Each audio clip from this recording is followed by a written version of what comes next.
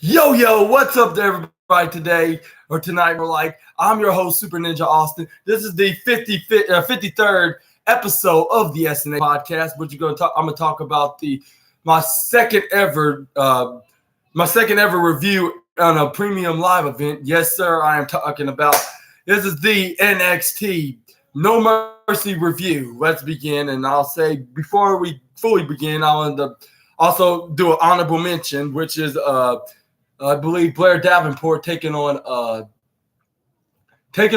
what's her name? Carly Jordan, Macaulay, or not Macaulay. Carly or Coley, either way, Coley Jordan, like the former protege of Dana Brooke, like which Blair Davenport beat her, by the way. But yeah, she won that match, and then we got a brawl with what's her name? Gigi Dolan, which didn't end up pretty well, like very well, with her throwing fists right at what's her name? Blair Davenport, which they had that security get her off of her. This is where Booker T was like, "Oh yeah," being more excited than a homeless man in a hurricane as usual, and yeah, that was very hilarious and very entertaining, I suppose, and okay, let's move on to the next. Let's move on to the next match, which is, I believe, the Braun Breaker versus Baron Corbin match, and this was real put out throughout together, I suppose, like as well, like with them fighting like if it's some kind of a street fight match, which I'm not sure if it was even no disqualification whatsoever.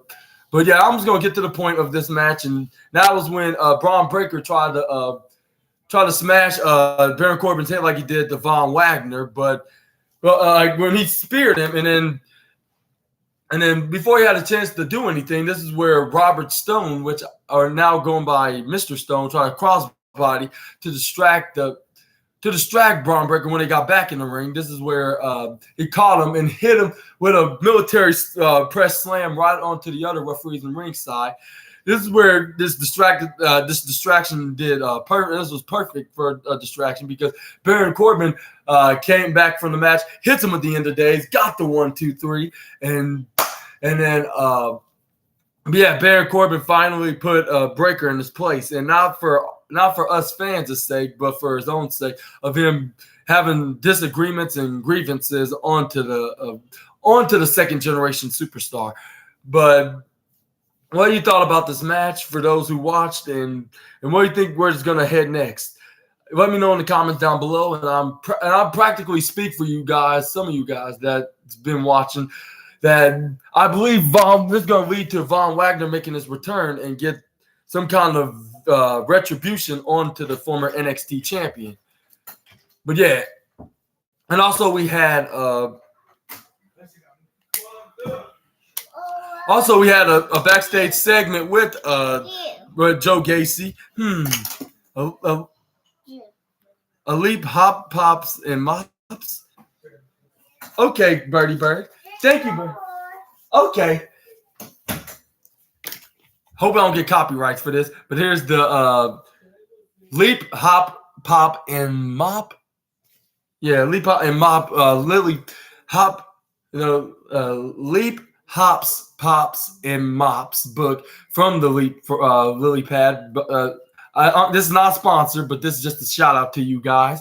But back to wrestling, we're going to talk about the segment with Joe Gacy telling Ava Raine that the schism is dead, and there's nothing's not gonna bring it back. And then this is where Ava Raine tried to speak some positive motivations to Joe Gacy, saying, "You at least stab me, we can bring in more members, and we can regrow the schism tree." And then this is where Joe Gacy's like, "No, there's no going back to doing all this.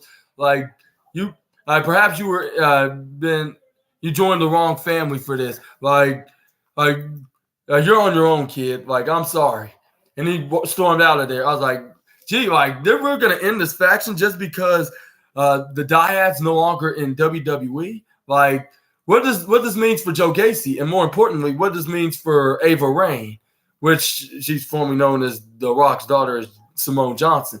And what do you think about what's next for the Brahma Bull / People's Champ's daughter in NXT? Y'all let me know down in the comments below.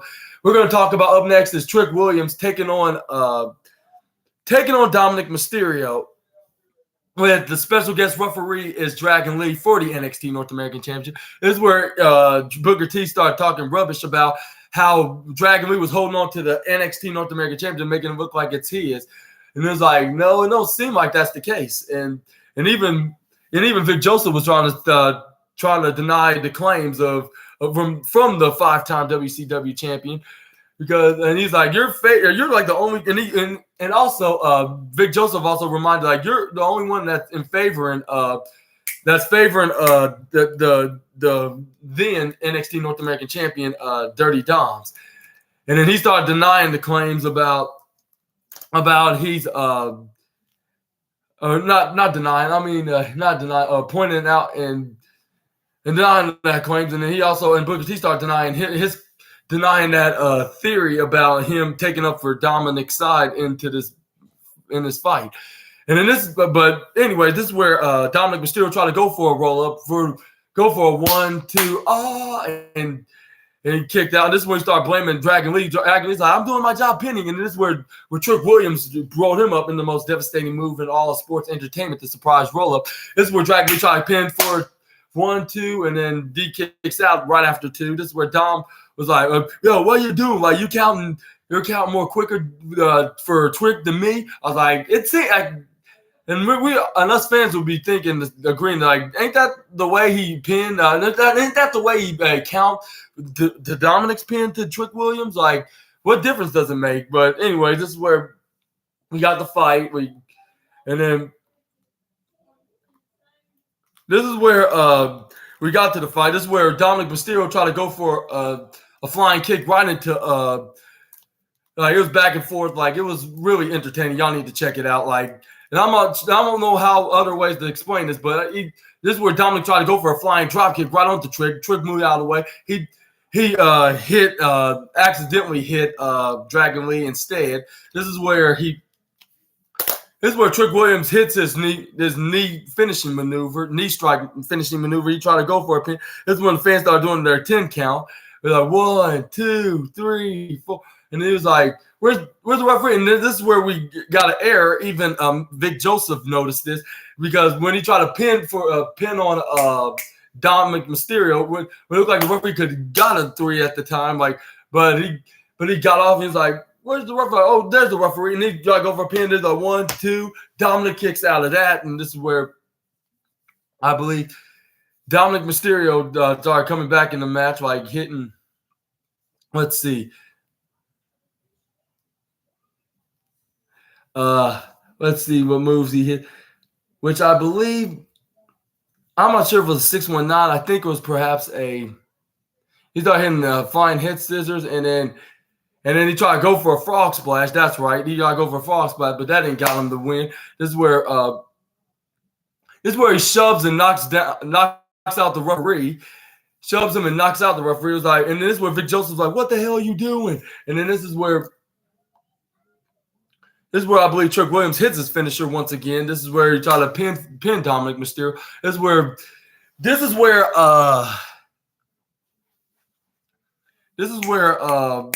Trick Williams tried to grab what's his name, Dragon Lee, and try to get him into the match.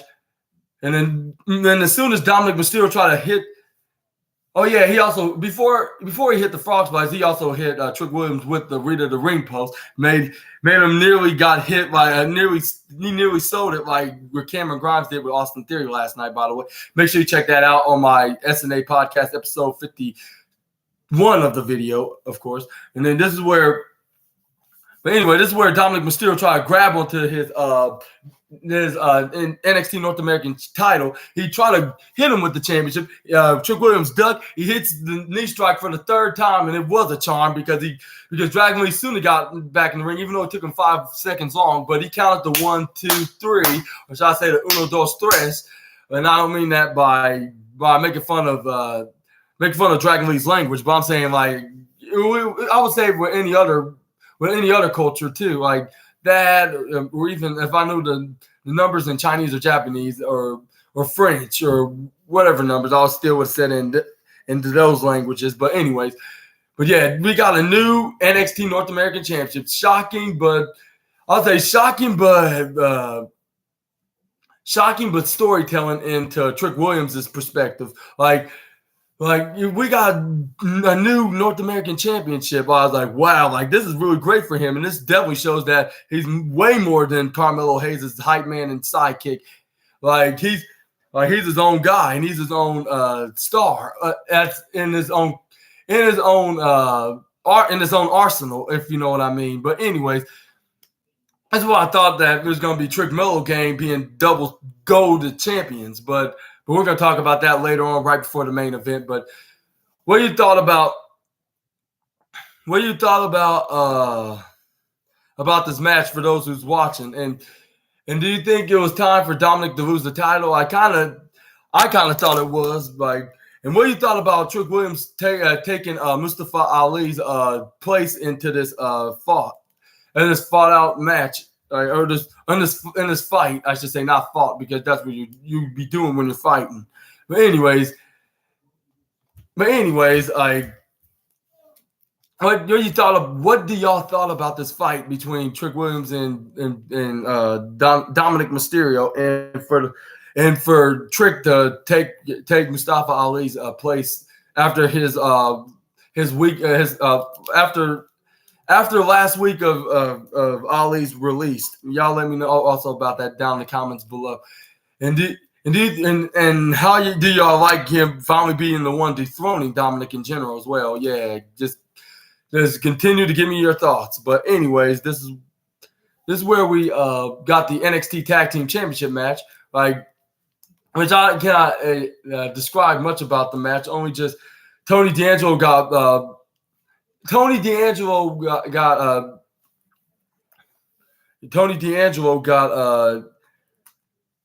taken out of there and taken to the to the paramedics. Like, yeah, the paramedics picked him up and took him to the back to the took him to the doctor's room. That's what I should say. Like, into the match, of course. And this is where right here. Anyways, let's see. We got, after taking a very brutal hit, like,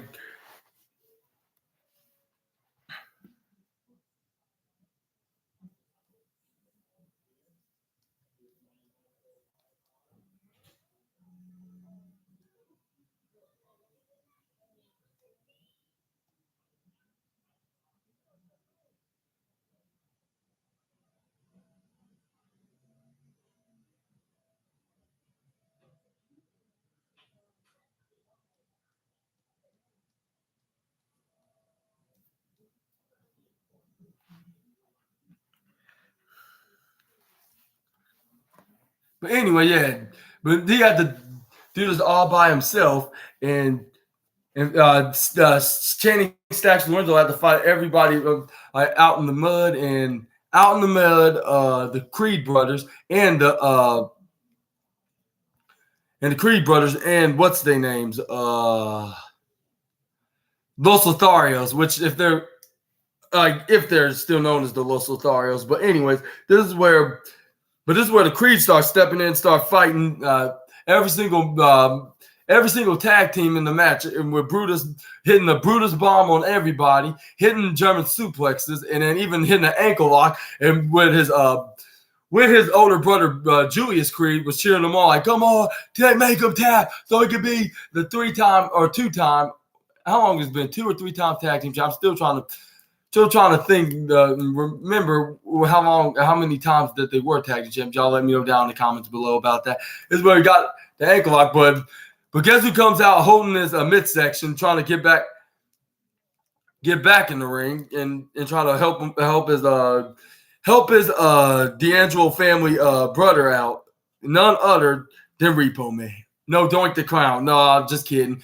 It was flubbing Tony D'Angelo, and then they start hitting their moves, comeback moves, and etc. And then and he finally got one of Los Lotharios, which I believe was Humberto Carrillo, going hitting him with their tag team finisher with the 1-2-3 to retain their NXT tag team championships. And what do you thought about this match? Was it pretty great, or what could have gone more better? I think this was really great and very entertaining. Like, I just cannot remember much what happened, and I'm trying to recap it, but Peacock's not showing the replays just yet. Maybe I should have waited until afterward, but I know this was going to happen. I'm gonna probably run from this, like when I make my Fastlane review next week on the SNA podcast, my third ever premium live event review that I'm probably gonna do on the SNA podcast. But anyways,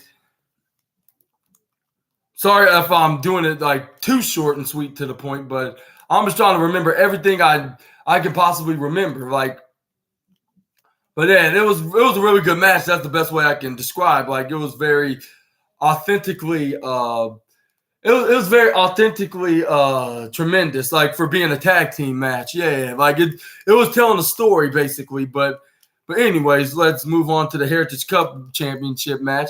We had plenty of fights, like, we got plenty of spots and shenanigans going on. So make sure y'all hear what's gonna be up on the show with Butch and Butch taking on the Heritage Cup Trophy winner, Noam Dar, Scottish Supernova 11, and it was for his Heritage Cup Trophy.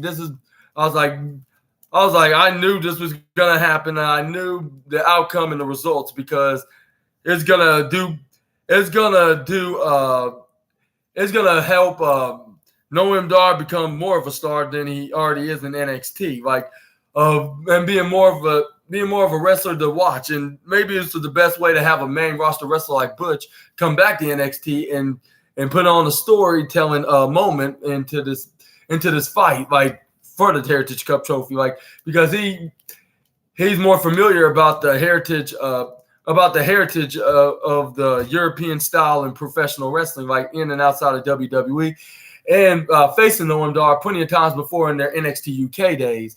But it tells so many stories in many ways, and then also about some other couple of Scottishmen that was in the match, which we're going to talk about that. Butch started hitting moves like bending arms. We got like a couple of draws, like in the third round, I believe, or the fourth round. I think it was the fourth round they got. But the first one, it was Ora Menza, I believe, that distracted and hit him with a step-up insecurity for getting Noam Dar the 1-2-3 victory. This is where Butch came back and got a bitter end finishing victory off of that, which I believe was the third round. And then that's when Ora Menza and the rest of the metaphor was on this corner, wiping the sweat off what's their names, wiping the sweat off what's his name, Noam Dar, with a towel, while Tyler Bate doing the same with his longtime rival and buddy Butch. And then before Butch nearly got the win with that arm lock, this is where Gallus came in, started distracting him with by beating up Joe and Mark Coffey, Mark Coffey and Wolfgang. Like, this is where the Gallus boys start attacking him. This is where Butch went up right on the top rope, hits a flying moonsault right onto them. This is where Butch nearly beat him, I think, with the bitter end, I believe. This is where Lash Legend was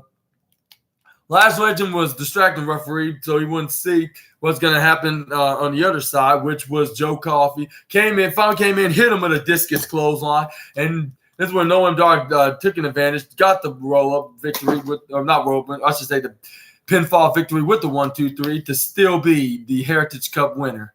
I was like, really? Like, you really have to – did you really have to do this, Gallus? Like, in a kayfabe perspective, of course, not like really, because that's their job, because it's supposed to be entertainment, and then to continue a rivalry out of this, because this seems like this saga is not going to end anytime soon. And it's definitely not, because that is the absolute case, because it's going to be a tag team match between Butch and Tyler Bate to take on the two members of Gallus, which is Wolfgang and Mark Coffey. Mark Coffey and Wolfgang, the former NXT Tag Team and NXT UK Tag Team Championship, of course. And then we're going to move on to the next match, which is Carmelo Hayes taking on Ilya Dragunov, which is for the NXT Championship. And man, y'all need to watch this for yourself. This is like, these two men look like they already fought in the main roster, and they haven't had a single main roster match yet. And they show why they should be in the main roster, because they were hitting each other with, I don't know how many times their moves, with the torpedo headbutt and the Mellow Don't Miss leg drop. And then this is when Ilya Dragunov finally came back into the match. This is where there was no distractions, just like on the Great American Bash. There was no excuses, no nothing, like who made a better man win, which that was the case with one of these men. We're going to talk about that just in a moment. But yeah, they started hitting each other with Carmelo Hayes with the flying head scissors lock move, arm lock move. This is where Ilya Dragunov hits his forearms, and this rebound hits him with the rebound clothesline. This is where, but yeah, they start kicking out with 2.99999. So I can't go exactly what happened to the match, because due to my little source right here won't pull up Peacock's pull up the match on Peacock, because we have to wait until a couple of hours. But I already have this scheduled to be the first episode of the SNA podcast, so I thought I might just explain how I can remember it. But all I remember is that, and then he tried to go up on the top rope, try to do a forearm right on him, but he even still kicked out of it until he finally does it like the final time at the end of the match, and then the referee hit one, the referee hit two, and you couldn't believe it. And then as soon as I heard the referee count it to three, I was in complete shock mode. I was like, how in the hell did Ilya Dragunov just won? I would soon expect him to be a championship like that. I did not know it was going to be literally going to directly beat Carmelo Hayes in his long 5-month reign with the title, almost 6 months. If he held on to that title for like a few more days, he would have been half a year of being the champion. But yeah, Ilya Dragunov showed why he should be the championship, and then there's nothing in the world that's going to stop him of being the championship. He's been working on being for the past year or two, and he finally did so. And then he lifted up Carmelo Hayes, the handshake him like a man, and said, like, you gave out one hell of a fight. Like, you showed that you can do it. Like, even though, like, I came out as a victor, and Ilya, and I forgot to tell you that Ilya Dragunov couldn't believe that I just really won, like, for real, like, like, this is not in a dream, is it? Like, which it wasn't, and yeah, he won, and then he handshake with the man that don't miss, and unfortunately, he dropped his title right to the Dragon, the Mad Dragon. What y'all thought about this match? Like, you thought if it was a really great match and it lived up to high expectations, or higher or lower? Y'all let me know down in the comments below. We're gonna end this video today with the main event. Is gonna be the NXT Women's Championship in a women's Extreme Rules match. And man, like, they had a couple of shocking moments in this match. I would say, I'm not sure about the other one, but one particular. But anyway, this is where, this is Becky. Of course, this is the man Becky Lynch taking on the WWE's Barbie doll, or the Barbie doll of WWE, Tiffany Stratton. But yeah, they fought out to see who's going to be the victor into this match. And I'll say, let's start off with Becky Lynch starting to a fight like into a normal, typical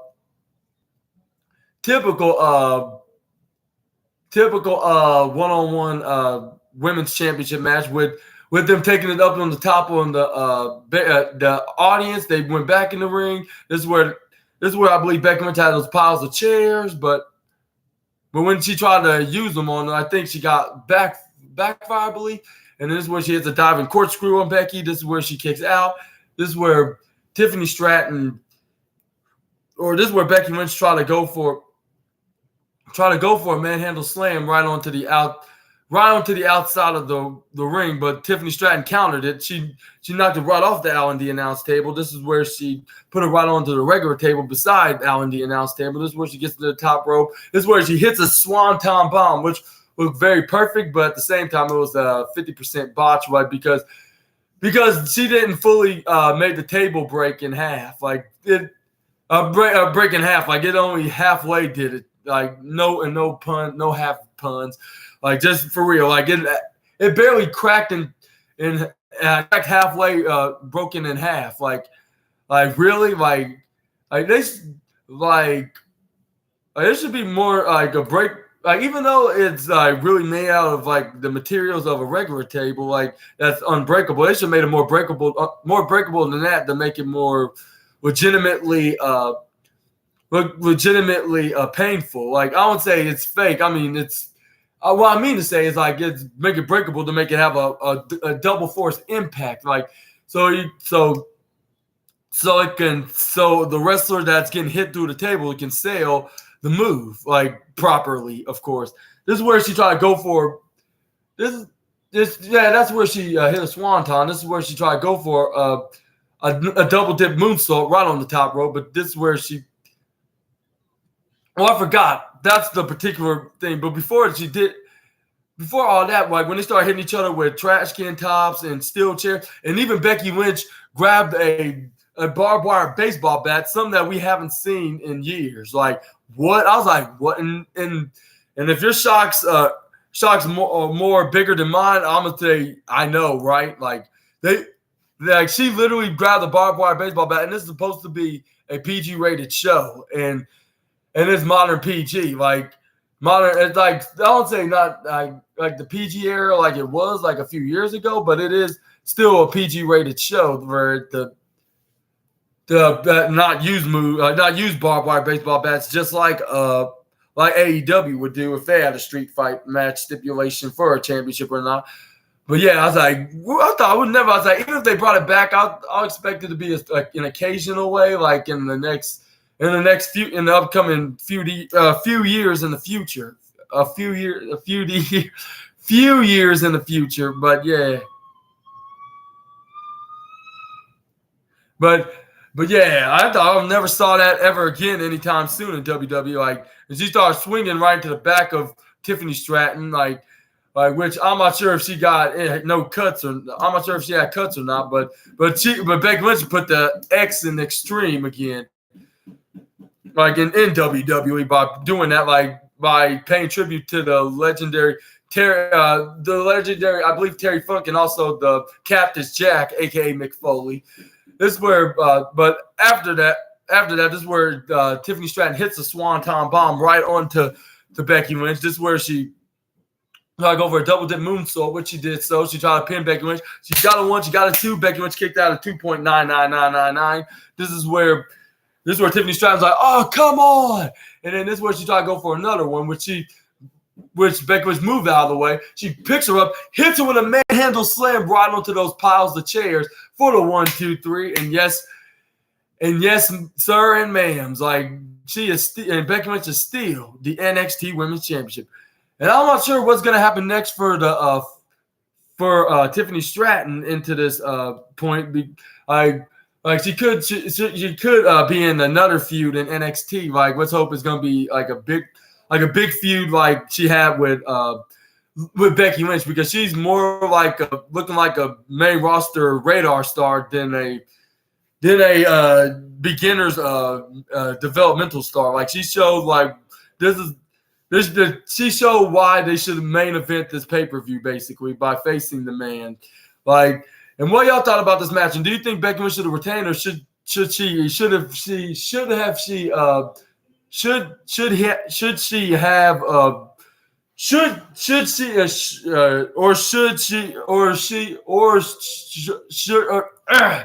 tongue tied?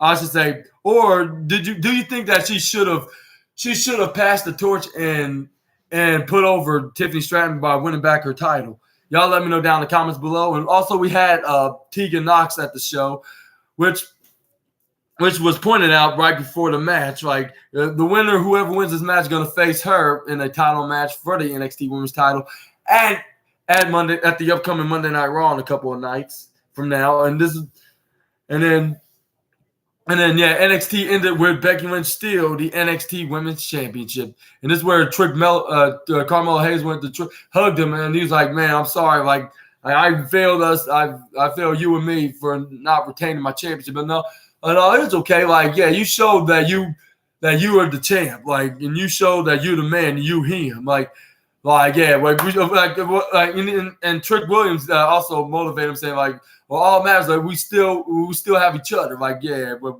we're still here, like, yeah, that's all that matters, bro. And then this is how NXT ended. And I would give tonight's NXT No Mercy pay-per-view. This is the first time I did an NXT Premium Live event review, and I would say I would give it I'll say 4 out of the 5 stars, yeah, because it was really good matches. And I would say 3 or 4 out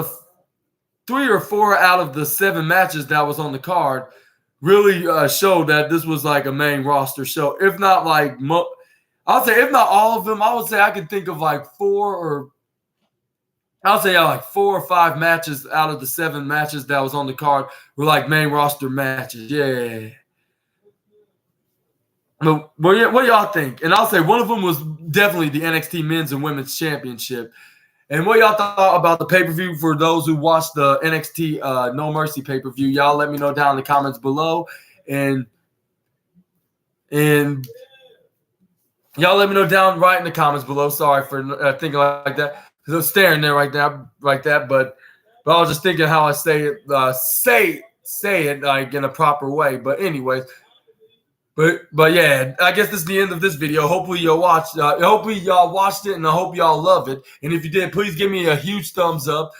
Comment down below. Subscribe if you haven't already, and click the notification bells so you can be updated and notified when I upload my new upcoming videos. And please make sure to check out my channel, the Super Ninja Austin, and not but just saying, like, Super Ninja Austin 213, so you can get more wrestling news and wrestling reviews. Wrestling news and reviews. I should have said that because that kind of rhymed there. The wrestling news and reviews videos for more content from the assassin, which is myself. And speaking of which, I've been your host. My name is Super Ninja Austin. This was the 53rd episode of the SNA podcast and my second ever premium live event review, which is the NXT No Mercy review, which is my first ever NXT pay-per-view, by the way, once again. And up next, we're going to do episode 54 of the SNA podcast for the usual AEW Collision, the AEW Collision review part 7. Make sure y'all check that out up next. And yeah, and I'll see you there. Super Ninja Austin the Assassin, out.